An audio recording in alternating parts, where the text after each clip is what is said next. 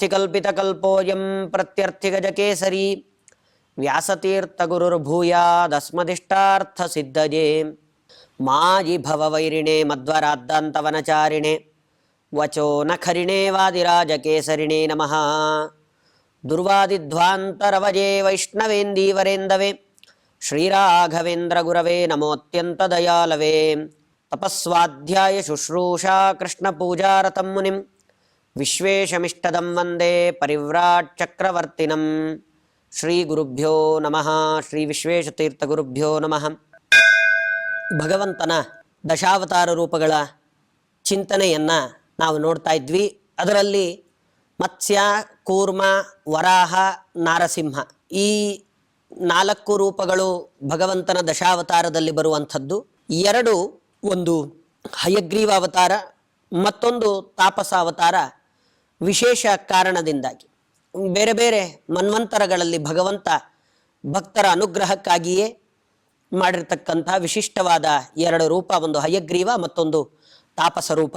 ಮುಂದೆ ಇದೇ ದಶಾವತಾರಗಳಲ್ಲಿ ಒಂದಾದ ವಾಮನ ಅವತಾರವನ್ನು ತಿಳಿಸ್ತಾರೆ. ವಾಮನನಾಗಿ ಭಗವಂತ ಯಾಕೆ ಅವತಾರವನ್ನು ಮಾಡಿದ ಅನ್ನುವ ಕಾರಣವನ್ನು ಅವರು ಹೇಳ್ತಾ, ಮತ್ತದೇ ಅವರ ಶೈಲಿ ಒಂದೊಂದೇ ಶ್ಲೋಕದಲ್ಲಿ ಒಂದು ಪದ ಅದನ್ನು ಒಡೆದರೆ 2 ರೂಪಗಳು, 2 ಭಗವಂತನ ರೂಪಗಳಿಗೆ ಗೊತ್ತಾಗಬೇಕು. ಅದರಿಂದಾಗಿ ಭಗವಂತನ 2 ರೂಪಗಳು ಗೊತ್ತಾಗಬೇಕು. ಹಾಗೆ ಈಗ ನಾವು ನೋಡಲಿಕ್ಕೆ ಹೊರಟಿರೋದು ಒಂದು ವಾಮನ ಅವತಾರ, ಮತ್ತೊಂದು ಬುದ್ಧಾವತಾರ. ಭಗವಂತ ವಾಮನಾವತಾರ, ಬುದ್ಧಾವತಾರ ಈ 2 ಅವತಾರಗಳನ್ನು ಹೇಳುವ ಒಂದೇ ಶ್ಲೋಕ. ಅಷ್ಟು ಚಮತ್ಕಾರವಾಗಿ ರಚನೆಯನ್ನು ಮಾಡಿದ್ದಾರೆ. ಅದರಲ್ಲಿ ವಾಮನನಾಗಿ ಭಗವಂತ ಯಾಕೆ ಅವತಾರವನ್ನು ಮಾಡಿದ, ವಾಮನ ಅವತಾರದ ಹಿನ್ನೆಲೆ ಏನು, ಕಾರಣ ಏನು, ಏನು ಮಾಡಿದ ವಾಮನ ಅವತಾರದಲ್ಲಿ ಭಗವಂತ ಅನ್ನೋದನ್ನು ಹೇಳ್ತಾ, ಅಪಿ ವಾಮನೋ ಲಲಿತ ಬಾಲ್ಯವಾನಯಂ ಪ್ರತಿಭಾಬಲೇನ ಕೃತ ದೈತ್ಯ ಕೌತುಕಃ ಉಪಧೇರದಕೃತ ಬಲೀಂದ್ರ ಶಾತ್ರವಃ ಸ್ವಜನಾಯ ಕೇವಲ ಮದಾತ್ ಪರಂ ಪದಂ. ಭಗವಂತ ಅಪಿ ವಾಮನೋ ಲಲಿತ ಬಾಲ್ಯವಾನಯಂ ಪ್ರತಿಭಾಬಲೇನ ಕೃತ ದೈತ್ಯ ಕೌತುಕಃ ಉಪಧೇರಧಕೃತ ಬಲೀಂದ್ರ ಶಾತ್ರವಃ. ಬಲೀಂದ್ರ ಶಾತ್ರವಃ, ಬಲಿ ತಾನು ಮಹಾರಾಜ, ಆ ದೊಡ್ಡ ದೈತ್ಯರ ಗುಂಪಿನಲ್ಲೇ ಅವಾಗ ಬಹಳ ಶಕ್ತಿಶಾಲಿಯಾಗಿರ್ತಕ್ಕಂತಹ ಸಜ್ಜನನು ಇರೋದರಲ್ಲಿ ಸಜ್ಜನ. ದೈತ್ಯ ಆಗಿದ್ದರೂ ಕೆಲವೆಲ್ಲ ಒಳ್ಳೆಯ ಗುಣಗಳಿತ್ತು. ಆದರೆ ಅವನು ಇಂದ್ರ ಶತ್ರು ಆಗಿದ್ದ. ಬಲೀಂದ್ರ ಶಾತ್ರವಃ, ಇಂದ್ರನಿಗೆ ಶತ್ರು ಆದಂತಹ ಬಲಿ. ಯಾರು ಇಂದ್ರ ಪದವಿಯನ್ನು ಏರಬೇಕಾದ್ರೆ ಇಂದ್ರ ಪದವಿಗೆ ಹೋಗಿ ಕೂತ್ಕೊಳ್ಬೇಕು ಅನ್ನೋದಾಗಿದ್ದರೆ 100 ಅಶ್ವಮೇಧ ಯಾಗಗಳನ್ನು ಮಾಡಿರಬೇಕು ಅಂತಿದೆ. ಯಾರು ಶತಕ್ರತು ಅಂತ ಕರೀತಾರೆ, 100 ಅಶ್ವಮೇಧ ಯಾಗಗಳನ್ನು ಮಾಡಿದರೆ ಅವರಿಗೆ ಇಂದ್ರನ ಪದವಿ ಸಿಗತ್ತೆ. ಯಾರೂ ಅಷ್ಟು ಸುಲಭಕ್ಕೆ ಅದನ್ನು ಮಾಡಲಿಕ್ಕೆ ಆಗೋದಿಲ್ಲ ಅಂತಲೇ ತೋರಿಸಿದ್ದು. ಬಹಳ ಕಷ್ಟ. 100 ಬಾರಿ ಅಶ್ವಮೇಧ ಯಾಗವನ್ನು ಮಾಡೋದು ಅಂದರೆ ಅದು ಚಿಕ್ಕ ಮಾತೇನಲ್ಲ, ಬಹಳ ದೊಡ್ಡ ಸಾಹಸದ ಕೆಲಸ ಅದು. ಈ ಬಲಿ ತಾನು ಒಳ್ಳೆ ಬಲಿಷ್ಠ ಅನ್ನೋದು ಇದರಿಂದ ಗೊತ್ತಾಗತ್ತೆ. ತಾನು ಎಲ್ಲ ರಾಜರುಗಳನ್ನು ಸೋಲಿಸಿ 99 ಅಶ್ವಮೇಧ ಯಾಗಗಳನ್ನು ಮಾಡಾಗಿರುತ್ತೆ. ಇನ್ನೊಂದು ಮಾಡಿ ಮುಗಿಸಿದರೆ ಆಮೇಲೆ ಅವನಿಗೆ ಇಂದ್ರ ಪದವಿಯಲ್ಲಿ ತಾನು ಕೂತ್ಕೊಳ್ಬೇಕು. ಈ ಪ್ರಸಂಗ ಕೊನೆಯ ಯಾಗವನ್ನು ಮಾಡಬೇಕು. ಯಾಗ ಮಾಡೋದು ಅಂತ ಹೇಳಿದರೆ ಸುಮ್ಮನೆ ಒಂದು ಹೋಮ ಮಾಡಿ ಮುಗಿಸಿ ಊಟ ಮಾಡಿ ಮನೆಗೆ ಹೋಗೋದು ಆ ಥರ ಅಲ್ಲ. ಯಾಗ ಮಾಡಿ ಬೇಕಾದಷ್ಟು ಜನಕ್ಕೆ ಅನ್ನದಾನ ಮಾಡಿ ಯಥೇಚ್ಛವಾಗಿ ದಕ್ಷಿಣಾದಿಗಳನ್ನೆಲ್ಲ ಕೊಟ್ಟು ಈ ರೀತಿಯಲ್ಲಿ ಯಾಗವನ್ನು ಮಾಡಬೇಕು. ದಕ್ಷಿಣಾದಿಗಳನ್ನು ಕೊಡೋದು ಅಂದರೆ ಆಗಿನ ರಾಜರೆಲ್ಲ ಯಾವ ರೀತಿಯಲ್ಲಿ ಕೊಡ್ತಾ ಇದ್ರು ಅಂದರೆ ಭಾಗವತದಲ್ಲೆಲ್ಲ ಹೇಳ್ತಾರೆ. ಸುಮ್ಮನೆ ಒಂದು ದೃಷ್ಟಾಂತಕ್ಕೆ ನೋಡೋದಾದರೆ, ಹಸುಗಳ ಗೋದಾನ ಮಾಡ್ತಿದ್ರು. ಗೋದಾನ ಮಾಡಬೇಕಾದ್ರೆ ಯಾವುದೋ ಬಡಕಲ್ ಹಸು ಏನು ಇನ್ನೊಂದು 2 ವರ್ಷ ಆದರೆ ಆ ಹಸು ಹೋಗೇ ಬಿಡಬೇಕು, ಅಥವಾ ಹಾಲ್ಗೀಲು ಕೊಡೋದೆಲ್ಲ ಕಮ್ಮಿ. ಈ ಥರ ಹಸುಗಳಲ್ಲ, ದಷ್ಟಪುಷ್ಟವಾದ ಇನ್ನೂ ವಯಸ್ಸಲ್ಲಿ ಇರ್ತಕ್ಕಂಥ ಹಸುಗಳನ್ನು ದಾನ ಮಾಡ್ತಾ ಇದ್ರು, ಕರು ಸಹಿತ. ಮತ್ತು ದಾನ ಮಾಡಬೇಕಾದ್ರೆ ಆ ಹಸುವಿನ ಕೋಡಿರುತ್ತಲ್ಲ ಅದಕ್ಕೆಲ್ಲ ಬಂಗಾರದ ಕವಚವನ್ನು ಮಾಡಿಸಿಕೊಡ್ತಾ ಇದ್ರು. ಅದ ಹಸುವಿಗೇನೆ ಒಂದಿಷ್ಟು ಬಂಗಾರದ ಆಭರಣಗಳನ್ನು ಹಾಕ್ತಾ ಇದ್ರು. ಕಾಲಿಗೆಲ್ಲ ಬಂಗಾರದ ಗೆಜ್ಜೆಯನ್ನು ಕಟ್ಟಿ ರೇಷ್ಮೆ ವಸ್ತ್ರಗಳನ್ನೆಲ್ಲ ಹಸುವಿನ ಮೇಲೆ ಹೊದಿಸಿ ಸುಮಾರು ಎಷ್ಟು ವರ್ಷಕ್ಕೆ ಬೇಕಾಗುತ್ತೋ ಆ ಹಸುವಿಗೆ ಸುಮ್ಮನೆ ಗೋದಾನ ಮಾತ್ರ ಮಾಡಿಬಿಟ್ರೆ ಪ್ರಯೋಜನ ಇಲ್ಲ. ಆ ಹಸುವಿನ ದಾನ ಕೊಟ್ಟ ಮೇಲೆ ಆ ಹಸು ತಿನ್ಲಿಕ್ಕೆ ಬೇಕಾದಷ್ಟು ಹುಲ್ಲು ಎಷ್ಟು ವರ್ಷಕ್ಕೆ ಬೇಕೋ ಅಷ್ಟು ವರ್ಷದ ತನಕ ನಾವೇ ಅದನ್ನು ದಾನ ಮಾಡಬೇಕು. ಅವ್ರಿಗೆ ಅದು ಹೊರೆ ಆಗಬಾರ್ದು. ದಾನ ತಗೊಂಡು ಹೋಗಿ ನಾವೆಲ್ಲೋ ದಾನ ಕೊಟ್ಟು ಬಿಡ್ತೀವಿ, ಆಮೇಲೆ ಪ್ರತಿನಿತ್ಯ ಅದನ್ನು ಅವರೇ ನೋಡ್ಕೊಳ್ಬೇಕಲ್ಲ. ಅದನ್ನು ಅಷ್ಟೆಲ್ಲ ಹುಲ್ಲನ್ನು ತಗೊಂಡು ಬಂದು ಖರ್ಚು ಮಾಡಿ ದಾನ ತಗೊಂಡಿದ್ದಕ್ಕೆ ಅವರಿಗೆ ಖರ್ಚೇ ಜಾಸ್ತಿ ಆಗತ್ತೆ ಅನ್ನೋ ರೀತಿಯಲ್ಲಿ ಮಾಡಬಾರ್ದು. ಅಷ್ಟು ದಕ್ಷಿಣೆಯನ್ನು ಕೊಡ್ತಾ ಇತ್ತು. ಆ ಹಸುವನ್ನು ಸಂಪೂರ್ಣ ನೋಡ್ಕೊಳ್ಳಿಕ್ಕೆ ಬೇಕಾದಷ್ಟು ದಕ್ಷಿಣೆ ಒಂದು ಭಾಗ, ಅದು ಬಿಟ್ಟರೆ ಇವರು ಕಾರ್ಯಕ್ರಮದಲ್ಲಿ ಭಾಗವಹಿಸಿದ್ದಕ್ಕೆ ಅವ್ರಿಗೊಂದಿಷ್ಟು ದಕ್ಷಿಣೆ. ತರ ಯಥೇಚ್ಛವಾಗಿ ದಾನ, ಅನ್ನದಾನವೂ ಅಷ್ಟೇ ಯಥೇಚ್ಛ. ಎಲ್ಲ ಲಕ್ಷಾಂತರ ಜನಕ್ಕೆ ಅನ್ನದಾನ. ಮತ್ತೆ ಯಾರು ಏನೇ ಕೇಳಿದ್ರು ಆ ಸಮಯದಲ್ಲಿ ಕೊಡಬೇಕು. ಇದು ಅದು ನನಗೆ ಇಷ್ಟ ಆಗಿದೆ ಅದನ್ನು ಕೊಡಿ ಅಂದ್ರೆ ಅದನ್ನೇ ದಾನ ಕೊಡೋದು. ಮತ್ತೆ ದಾನ ಕೊಡ್ತೀನಿ ಅಂತ ಮಾತು ಕೊಟ್ಟ ಮೇಲೆ ಅದಕ್ಕೆ ತಪ್ಪದೆ ಅದನ್ನು ದಾನ ಮಾಡಬೇಕು. ಈ ಥರ ಒಂದು ಯಾಗ ಮಾಡಿದಾಗ ಇಷ್ಟೆಲ್ಲ ಅದಕ್ಕೆ ಹೊಂದಾಣಿಕೆಯಾಗಿರುತ್ತೆ, ಇಷ್ಟು ಸೇರ್ಕೊಂಡಿರುತ್ತೆ. ಇದರಲ್ಲಿ ಯಾವುದೇ ತಪ್ಪಿದ್ರೂ ಯಾಗ ಪರಿಪೂರ್ಣ ಆಗೋದಿಲ್ಲ. ಯಾಗ ಪರಿಪೂರ್ಣ ಆಗದೇ ಇದ್ದರೆ 100 ಯಾಗ ಮಾಡಿದಾಗ ಆಗೋದಿಲ್ಲ, ಇಂದ್ರ ಪದವಿ ಸಿಗೋದಿಲ್ಲ. ಕೊನೆ ಯಾಗ ಮಾಡಬೇಕು, ಬಹಳ ಸಂತೋಷದಲ್ಲಿದ್ದಾನೆ, ಇದೊಂದು ಆದರೆ ಆಗೇ ಹೋಯ್ತಲ್ಲ ಅಲ್ಲಿಗೆ ಅಂತ. ಆದರೆ ಒಂದು ಕ್ರಮ ಇದೆ, ನಾವೇ ಒಂದು ಕ್ರಮ ಮಾಡಿಕೊಂಡಿರ್ತೀವಿ. ಇವಾಗ 5 ವರ್ಷ ಒಬ್ಬ ಮುಖ್ಯಮಂತ್ರಿಯಾಗಿ ಆಯ್ಕೆ ಆದರೆ 5 ವರ್ಷದ ತನಕ ಅವನು ಯಾವುದೇ ಮತ್ತೆ ಅಪರಾಧಗಳನ್ನು ಮಾಡದೇ ಇದ್ದರೆ, ಅವನೇನೂ ತಪ್ಪು ಯಾವುದೇ ಸ್ಕ್ಯಾಮ್ಗಳನ್ನು ಮಾಡದೆ ಅಥವಾ ಯಾವುದೋ ದುಡ್ಡು ಗಿಡ್ಡು ಏನು ಹೊಡಿದೆ ತಾನು ನಿಷ್ಕಲ್ಮಶವಾಗಿ ರಾಜ್ಯಭಾರ ಮಾಡ್ತಾ ಇದ್ರೆ, ರಾಜ್ಯದ ಜನರನ್ನ ರಾಜ್ಯವನ್ನು ಚೆನ್ನಾಗಿ ನೋಡ್ಕೊಳ್ತಾ ಇದ್ರೆ, ಮಧ್ಯೆ ಇದ್ದಕ್ಕಿದ್ದಾಗ 2 ವರ್ಷಕ್ಕೆ ಸಾಕು ನೀನು ಬಂದ್ಬಿಡು ಇನ್ನೊಬ್ಬರು ಕೂತ್ಕೊಳ್ತಾರೆ ಅಂತ ನಮ್ಮಿಂದ ಮಾಡ್ಲಿಕ್ಕೆ ಸಾಧ್ಯವೇ ಇಲ್ಲ. 5 ವರ್ಷ ಪೂರ್ತಿ ಆಗೋ ತನಕ ಅವನೇ ಕೂತಿರ್ಬೇಕಲ್ಲಿ ನಿಷ್ಕಲ್ಮಶವಾಗಿದ್ರೆ. ಇಲ್ಲೆಲ್ಲ ಎಲ್ಲ ಕಡೆಯಲ್ಲೂ ಹಾಗೆ, ಏನೂ ಅಪರಾಧವನ್ನ ಮಾಡದೇ ಇದ್ರೆ ಅವನನ್ನು ತೆಗಿಲಿಕ್ಕೆ ಸಾಧ್ಯವೇ ಇಲ್ಲ. ಆ ಥರದ ಆಡಳಿತ ಮಾಡ್ತಾ 10 ವರ್ಷ ಇದ್ದವರನ್ನೆಲ್ಲ ನಾವು ನೋಡಿದ್ದೀವಿ. ಹಾಗೆ ಇಂದ್ರ ಪದವಿಗೆ ಭಗವಂತ ಒಬ್ಬರನ್ನ ಆಯ್ಕೆ ಮಾಡಿ ಕೂಡಿಸಿದ್ದಾನೆ ಅಂದ್ರೆ ಅವರು ಅವರ ಅವಧಿ ಮುಗಿಬೇಕು. ಅವ್ರು ಯಾವುದೂ ತಪ್ಪು ಮಾಡದೆ ಅವರ ಅವಧಿನೂ ಮುಗಿದೆ, ಇನ್ಯಾರೋ ಒಬ್ಬ 100 ಯಾಗ ಮಾಡಿ ಅವನ ಆ ಜಾಗಕ್ಕೆ ಬಂದು ಕೂತ್ಕೊಳ್ತಾನೆ ಅಂದ್ರೆ ಆ ನಿಯಮ ಸರಿ ಇಲ್ಲ. ಆ ಥರ ಮಾಡ್ಲಿಕ್ಕೆ ಆಗೋದಿಲ್ಲ. ಇದಕ್ಕಿದ್ದಾಗಿ ಇನ್ನೊಂದು ಎಲೆಕ್ಷನ್ ಮಾಡಿ ನಾನು ನಿಂತ್ಕೊಳ್ತೀನಿ, ನಾನು ಗೆದ್ರೆ ನನ್ನೇ ಕೂಡಿಸಿ ಅವರನ್ನು ಕೆಳಗಿಳಿಸಿ, ಹಾಗಾಗಲ್ಲಪ್ಪ. 5 ವರ್ಷ ಆಗಬೇಕು, ಆಮೇಲೆ ಎಲೆಕ್ಷನ್ ಬರಬೇಕು, ಆಮೇಲೆ ಬೇಕಾದ್ರೆ ನೀನು ನಿಂತ್ಕೋ. ಆದರೆ ಬಲಿ ಅವನಿಗೆ ನಾನು ಇಂದ್ರ ಪದವಿಯಲ್ಲಿ ಕೂತ್ಕೊಳ್ಬೇಕು ಅಂತ ಯಾಗ ಮಾಡ್ಲಿಕ್ಕೆ ಶುರು ಮಾಡಿದ್ದಾನೆ. ಅಷ್ಟರಲ್ಲಿ ಭಗವಂತ ತಾನು ಪುಟ್ಟ ಬ್ರಹ್ಮಚಾರಿ, ಒಂದು 8 ವರ್ಷದ ಬಹಳ ಮುದ್ದಾದ ರೂಪ ಭಗವಂತನದ್ದು. ಅವನು ಕೌಪಿನ ಹಾಕ್ಕೊಂಡು ಕೈಯಲ್ಲಿ ದಂಡ ಹಿಡ್ಕೊಂಡು ನನಗೆ ಭವತಿ ಭಿಕ್ಷಾಂದೇಹಿ ಅಂತ ಎಲ್ಲರ ಹತ್ರ, ಬ್ರಹ್ಮಚಾರಿಯ ಲಕ್ಷಣ ನನಗೆ ಭಿಕ್ಷೆ ಕೊಡಿ, ದಾನ ಕೊಡಿ ಅಂತ ಭಗವಂತ ಕೇಳ್ತಾ ಬರ್ತಾನೆ. ಭಗವಂತ ಬಂದದ್ದು ಎಲ್ಲಿಗೆ? ಸೀದಾ ಬಲಿಯಲ್ಲಿ ಯಾಗ ಮಾಡ್ತಿದ್ನೋ ಅಲ್ಲಿಗೆ ಬರ್ತಾನೆ. ಬಂದು ಬಲಿ ಹತ್ರ ಕೇಳ್ತಾನೆ, ನನಗೆ ದಾನ ಕೊಡು ಅಂತ ಕೇಳಿದರೆ ಅವನು ಕೊಡಲ್ಲ ಅಂತ ಹೇಳೋ ಆಗಿಲ್ಲ. ಅವನು 100 ಯಾಗ ಮುಗಿಬೇಕು ಅಂದ್ರೆ ಇದೆಲ್ಲ ಯಾಗದ ಅಂಗಗಳಿವೆಲ್ಲ, ಇದನ್ನ ಮಾಡಲೇಬೇಕು, ದಾನ ಮಾಡಲೇಬೇಕು. ಅದರಲ್ಲೂ ಒಬ್ಬ ಬ್ರಹ್ಮಚಾರಿ ಬಹಳ ಮುದ್ದಾಗಿದ್ದಾನೆ, ಆ ಮಗು ಕೇಳಿದರೆ ಇಲ್ಲ ಅನ್ನಲಿಕ್ಕೆ ಮನಸ್ಸೇ ಬರಲಿಲ್ಲ. ಕೊಡ್ತೀನಿ ಅಂತ ಹೇಳ್ದ. ಕೊಡ್ತೀನಿ ಅಂದ್ರೆ ಏನ್ ಬೇಕು ಅಂತ ಕೇಳ್ತಾನೆ. ಏನು ಬೇಕಾದ್ರೂ ಕೇಳ್ಕೊಡ್ತೀನಿ ಅಂದ. ಅದರಲ್ಲಿ ಬೇರೆ, ಯಾಕೆಂದ್ರೆ ಸಂತೋಷದಲ್ಲಿದ್ದಾಗ ಆ ಥರ ಮಾಡ್ತಾರೆ ಕೆಲವರು. 2 ಸಂದರ್ಭದಲ್ಲಿ ಹಾಗೆ ಮಾಡ್ತಾರೆ. ತುಂಬಾ ದುಃಖದಲ್ಲಿದ್ರು ಏನ್ ಮಾಡ್ತಾ ಇದ್ದೀವಿ ಅನ್ನೋದು ಗೊತ್ತಾಗೋದಿಲ್ಲ, ಎಲ್ಲಿಗೋ ಸೈನ್ ಹಾಕ್ಬಿಡ್ತಾರೆ, ಆಮೇಲೆ ಅದು ದೊಡ್ಡ ಗಲಾಟೆ ಆಗುತ್ತೆ. ಅತಿಯಾದ ಸಂತೋಷದಲ್ಲಿದ್ದಾಗ್ಲೂ ಹಾಗೆ ಕೈಯಿಂದ ಎತ್ತಿ ಯಾರಿಗೋ ದುಡ್ಡು ಕೊಟ್ಟೇ ಬಿಟ್ಟಿರ್ತಾರೆ, ಆಮೇಲೆ ಲೆಕ್ಕ ಹಾಕ್ಬೇಕಾದ್ರೆ ಅಯ್ಯೋ ಇದೊಂದು 10,000 ಅಲ್ಲಿ ಕೊಟ್ಬಿಟ್ಟು ಗೊತ್ತೇ ಆಗ್ಲಿಲ್ಲ ಅಂತಾರೆ. ಹೀಗೆ ತುಂಬಾ ಸಂತೋಷದಲ್ಲಿದ್ದಾಗ, ತುಂಬಾ ದುಃಖದಲ್ಲಿದ್ದಾಗ ಮನಸ್ಸು ಏನು ಕೆಲಸ ಮಾಡ್ತಿದೆ ಅನ್ನೋದನ್ನು ಗಮನಿಸೋದಿಲ್ಲ. ಬಲಿ ಮಾತು ಕೊಟ್ಟೇ ಬಿಟ್ಟ, ಸರಿ ಏನ್ ಬೇಕಾದ್ರೂ ಕೊಡ್ತೀನಿ ಇಂದ. ಮತ್ತೆ ಕೇಳ್ತಾನೆ ದೇವರು, ಏನ್ ಬೇಕಾದ್ರೂ ಕೊಡ್ತೀನಿ ಎಂದಿದ್ಯಾ ಅಂತ. ಹೌದು ಕೊಡ್ತೀನಿ. ಸರಿ ನನಗೇನು ಬೇಡ, 3 ಪಾದ ಭೂಮಿ ಕೊಟ್ರೆ ಸಾಕು, ನನ್ನ ಪಾದದಲ್ಲಿ 3 ಪಾದ ಭೂಮಿ ಕೊಡು ಅಂತ ಕೇಳ್ತಾನೆ. ಅಲ್ಲ ದೊಡ್ಡ ಅರಮನೆ ಬೇಕಾದ್ರೂ ಕಟ್ಟಿಸಿಕೊಟ್ಬಿಡ್ತೀನಿ, 3 ಪಾದ ಭೂಮಿಲಿ ಏನ್ ಮಾಡ್ತೀಯ ಅಂತ. ವಾಮನ ರೂಪಿ ಭಗವಂತ ಹೇಳ್ತಾನೆ, ಅಷ್ಟು ಕೊಡು ಸಾಕು, ಆಮೇಲೆ ನೋಡೋಣ ಅಂತ.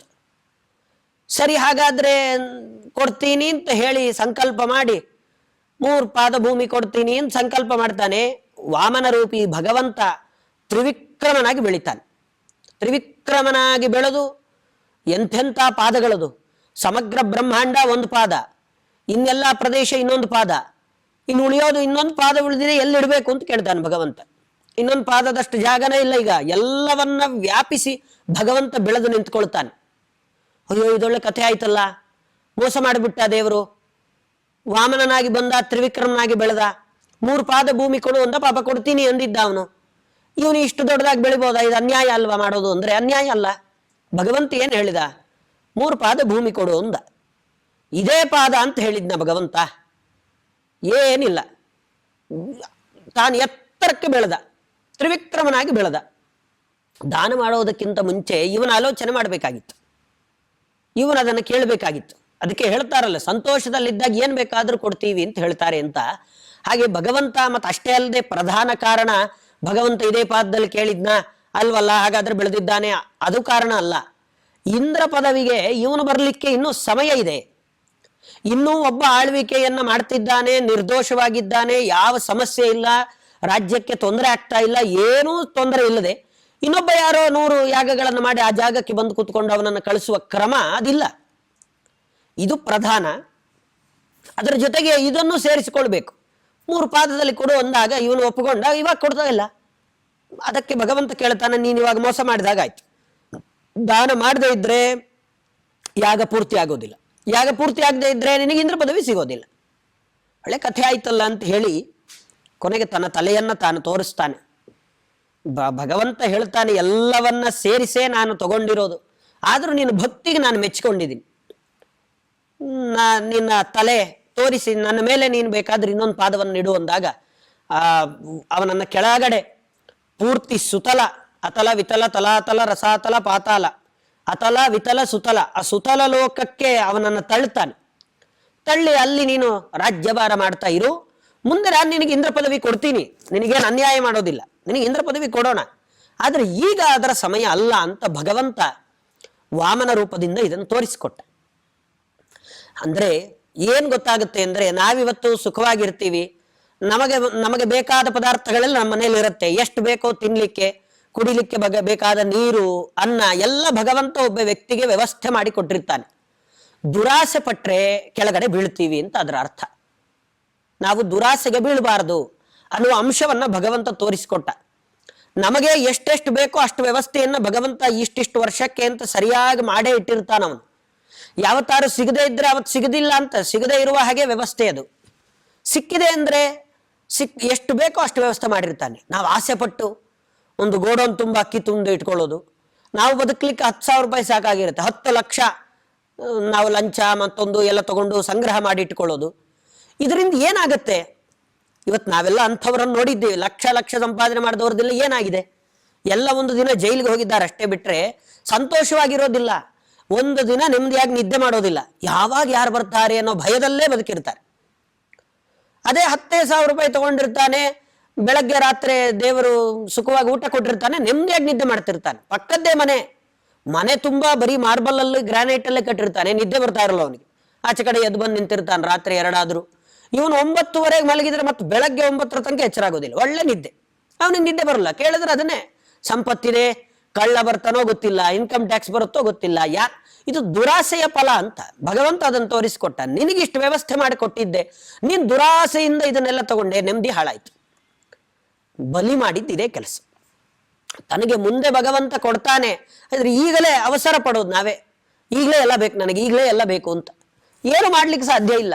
ಆ ಸಮಯ ಬರುವ ತನಕ ಕಾಯಬೇಕು, ಯಾವುದೇ ಕಾರಣಕ್ಕೂ ದುರಾಸೆ ಪಡಬಾರದು ಅನ್ನುವ ಅಂಶ ಬಲಿಯಿಂದಾಗಿ ಭಗವಂತ ತೋರಿಸಿಕೊಟ್ಟ. ಅವನನ್ನ ನಿಗ್ರಹ ಮಾಡಿದ ರೂಪ ಅದು ವಾಮನ ರೂಪ. ಹೀಗೆ ಅದನ್ನೇ ಹೇಳ್ತಾರೆ, ಬಲೀಂದ್ರ ಶತ್ರವಃ, ಬಲಿ ಇಂದ್ರ ಶತ್ರವಃ. ಬಲಿ ಅವನೇನಾಗಿದ್ದ ಅಂದ್ರೆ ಇಂದ್ರನ ಶತ್ರು ಆಗಿದ್ದ. ಕೊನೆಗೆ ಭಗವಂತ ಆ ಬಲಿಯನ್ನ ಸುತಳ ಲೋಕಕ್ಕೆ ತಳ್ಳಿ ಇಂದ್ರದೇವರನ್ನ ಆ ಪದವಿಯಲ್ಲಿ ಭದ್ರವಾಗಿ ಹಾಗೆ ಕೂಡಿಸಿದ. ಅದನ್ನೇ ಸ್ವಲ್ಪ ವ್ಯತ್ಯಾಸ ಮಾಡಿದರೆ ಬಲೀಂದ್ರ ಶತ್ರವಃ, ಬಹಳ ಬಲಿಷ್ಠರಾದ ದೇವತೆಗಳಿಗೆಲ್ಲ ಶತ್ರುಗಳು ಯಾರು? ದೈತ್ಯರೇ.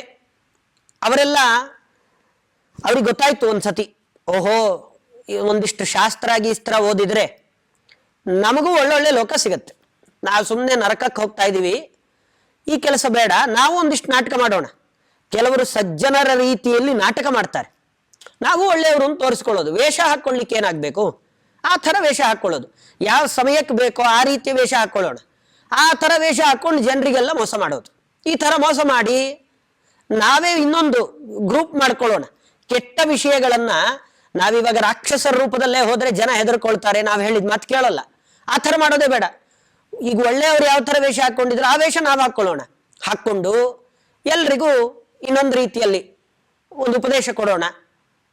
ಉಪದೇಶ ಕೊಟ್ಟು ನಮಗೂ ಅದರಿಂದ ಪುಣ್ಯ ಬರುತ್ತೆ, ನಾವು ಒಂದು ಒಳ್ಳೆ ಸ್ವರ್ಗ ಗಿರ್ಗ ಅಲ್ಲೇ ಆರಾಮಾಗಿರ್ಬೋದು ಅಂತ ಅವರೆಲ್ಲ ಆಲೋಚನೆ ಮಾಡ್ತಾರೆ ದೈತ್ಯರು.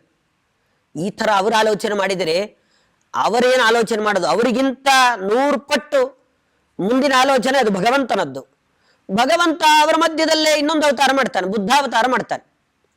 ಬುದ್ಧಾವತಾರ ಮಾಡಿ, ಬುದ್ಧ ಅಂತ ಹೇಳಿದ್ರೆ ನಾವೆಲ್ಲ ತಿಳ್ಕೊಂಡ ಹಾಗೆ ಅಶುದ್ಧೋಧನ ಅಂತ ಬರ್ತಾನೆ, ಶುದ್ಧೋಧನನ ಮಗ ಗೌತಮ ಬುದ್ಧ, ಆ ಬುದ್ಧ ಅಲ್ಲ ಇವನು. ಇದು ಭಗವಂತನ ಪ್ರತ್ಯೇಕ ರೂಪ. ಆ ರೂಪದಿಂದ ಭಗವಂತ ಯಾರ್ಯಾರು ದೈತ್ಯರು ಒಳ್ಳೆಯವರಿಗೆ ಮೋಸ ಮಾಡಬೇಕು ಅಂತ ಅನ್ಕೊಂಡಿದ್ರು ಆ ದೈತ್ಯರಿಗೆ ಭಗವಂತನೇ ಇನ್ನೊಂದು ಉಲ್ಟಾ ಉಪದೇಶ ಕೊಡ್ತಾನೆ. ಅವರಿಗೆ ತಲೆ ಕೆಟ್ಟೋಗುತ್ತೆ. ಮೊದಲೇನ್ ಮಾಡ್ತಾನೆ, ಆ ಬುದ್ಧಾವತಾರ ತಗೊಳ್ತಾನೆ, ಅದು ಸುಂದರವಾದ ರೂಪ. ದೈತ್ಯರೆಲ್ಲ ಹಾಗಾದ್ರೆ ನೀನೇ ನಮ್ ಗುರುಗಳಪ್ಪ, ನೀವೇನ್ ಹೇಳ್ತೀವಿ ಅದನ್ನ ನಾವೆಲ್ಲ ಕಡೆ ಹೇಳ್ತೀವಿ ಅನ್ನೋ ರೀತಿಯಲ್ಲಿ ಮಾಡಿಕೊಂಡು ಆ ದೈತ್ಯರಿಗೆ ಭಗವಂತ ಸಜ್ಜನರನ್ನು ಉದ್ಧಾರ ಮಾಡ್ಲಿಕ್ಕೋಸ್ಕರ ದೈತ್ಯರಿಗೆ ಮೋಸ ಮಾಡ್ತಾನೆ. ಅವ್ರು ಇದೇ ನಿಜ ಅನ್ಕೊಂಡು ಎಲ್ಲ ಕಡೆ ಹೇಳಲಿಕ್ಕೆ ಹೋಗ್ತಾರೆ, ಎಲ್ಲ ಜನ ಬೈದು ಕಳಿಸ್ತಾರೆ. ಈ ತರ ದೈತ್ಯರಿಗೆ ಮೋಹಗೊಳಿಸಿದ ರೂಪ ಅದು ಬುದ್ಧಾವತಾರಿ ರೂಪ. ಬುದ್ಧಾವತಾರದಿಂದ ಭಗವಂತ ದೈತ್ಯರಿಗೆ ಮೋಹಗೊಳಿಸ್ಬಿಟ್ಟ. ಅವರೇನೋ ಅಂದ್ಕೊಂಡಿದ್ರು ನಾವೆಲ್ಲ ಸಜ್ಜನರಿಗೆ ಮೋಸ ಮಾಡೋಣ ಅಂತ, ಒಳ್ಳೆಯವ್ರನ್ನೂ ಹಾಳು ಮಾಡ್ಬಿಡೋಣ, ಒಳ್ಳೆ ವೇಷ ಹಾಕೊಂಡು, ಬರೀ ವೇಷ ಹಾಕೊಳ್ಳೋದು, ಒಳಗಡೆ ನಮ್ಮಲ್ಲೂ ತತ್ವ ಇಲ್ಲ, ವೇಷ ಹಾಕೊಂಡು ಎಲ್ಲರನ್ನ ಹಾಳು ಮಾಡೋಣ ಅಂತ. ಆದ್ರೆ ಭಗವಂತ ಈ ಬುದ್ಧಾವತಾರಿಯಾಗಿ ಅವರನ್ನೇ ಮೋಸ ಮಾಡಿಬಿಟ್ಟ, ಆ ದೈತ್ಯರನ್ನ. ಸಜ್ಜನರನ್ನ ಭಗವಂತ ಉದ್ಧಾರ ಮಾಡಿದ. ಇಂಥದ್ದು 2 ಅವತಾರಗಳು ಒಂದೇ ಪದದಿಂದ, ಬಲೀಂದ್ರ ಶತ್ರವಹ ಅನ್ನೋ ಒಂದೇ ಶಬ್ದ, ಅದರಿಂದ 2 ಅರ್ಥ ಬರುತ್ತೆ. ಒಂದು ಬಲಿ ತಾನು ಇಂದ್ರ ಶತ್ರು ಆಗಿದ್ದ, ಇನ್ನೊಂದು ಬಲೀಂದ್ರ ಅಂದ್ರೆ ಬಲಿಷ್ಠವಾಗಿರತಕ್ಕಂತಹ ದೈತ್ಯರೆಲ್ಲ ದೇವತೆಗಳಿಗೆ ಶತ್ರು ಆಗಿದ್ರು, ಅವರನ್ನ ಭಗವಂತ ಬುದ್ಧಾವತಾರದಿಂದ ಅವರಿಗೆ ಯೋಗ್ಯವಾದ ನರಕವನ್ನೇ ಸಿಗೋ ಹಾಗೆ ಮಾಡದ ಬಿಟ್ರೆ ಅವ್ರು ಯಾರು ಸ್ವರ್ಗಕ್ಕೆ ಬರದೇ ಇರುವ ರೀತಿಯಲ್ಲಿ ನೋಡ್ಕೊಂಡ. ಅದೇ ರೀತಿ ಬಲಿಗೆ ಯೋಗ್ಯವಾಗಿರ್ತಕ್ಕಂತಹ ಸುತಲ ಲೋಕ ಏನಿದೆ ಅದರ ಆಧಿಪತ್ಯವನ್ನೇ ಕೊಟ್ಟ, ಇಂದ್ರದೇವರಿಗೆ ಸ್ವರ್ಗಾಧಿಪತ್ಯವನ್ನ ಕೊಟ್ಟ. ಈ ತರ ಭಗವಂತ ಸಜ್ಜನರಿಗೆ ಅನುಗ್ರಹ ಮಾಡಬೇಕು, ಅವರಿಗೆ ತೊಂದರೆ ಆಗಬಾರದು ಅಂತ ತಾನೇ ವಿಶಿಷ್ಟವಾಗಿರತಕ್ಕಂತಹ ರೂಪಗಳನ್ನೆಲ್ಲ ತಗೊಂಡು ಭಗವಂತ ಅವತಾರ ಮಾಡ್ತಾನೆ. ಹೀಗೆ ವಿಶಿಷ್ಟವಾದ 2 ರೂಪಗಳು, ಒಂದು ವಾಮನ ಮತ್ತೊಂದು ಬುದ್ಧಾವತಾರ. ಇದು ದಶಾವತಾರಗಳಲ್ಲೇ ಸೇರುವಂಥದ್ದು ಅಂತ ಹೇಳ್ತಾ ನನ್ನ ಮಾತನ್ನು ಮುಗಿಸ್ತೇನೆ. ಕೃಷ್ಣಾರ್ಪಣಮಸ್ತು.